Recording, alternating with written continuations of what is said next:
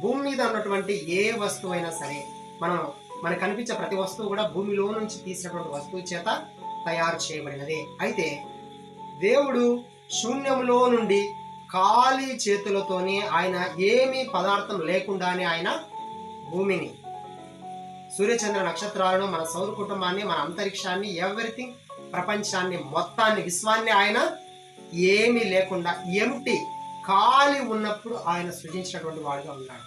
అది క్రియేట్ చేయడం అంటే ఏమీ లేకోకుండా క్రియేట్ చేయడాన్ని, తయారు చేయడాన్ని, అది సృష్టించడం. మానవుల్లో ప్రాణం లేదు, జీవం లేదు, ఏది లేదు. అయితే దేవుడు ఆ యొక్క మట్టితో తయారు చేసినటువంటి నరుని యొక్క నాసికా రంధ్రాల జీవవాయువు వదిలితే నరుడు జీవాత్మ అయ్యాడు. ఆయన ఒక ప్రాణిగా తయారవుతూ వచ్చాడు. మిగతా అన్నిటి మీద ఆయన జస్ట్ పలుకుతా వస్తే అయినాయి, కానీ నరుని ఆయనే తయారు చేశాడు, తన స్వరూపంలో తయారు చేశాడు. కాబట్టి అంత ప్రత్యేకత భూమి ఉంది. కాబట్టి ఆయన భూమి గురించి అంత ప్రత్యేకంగా మాట్లాడుతూ వచ్చాడు. తర్వాత ఇంకొక చోట రాయబడి ఉంటుంది, మానవులకు నివాస యోగ్యమైనటువంటి భూమి అని రాయబడింది.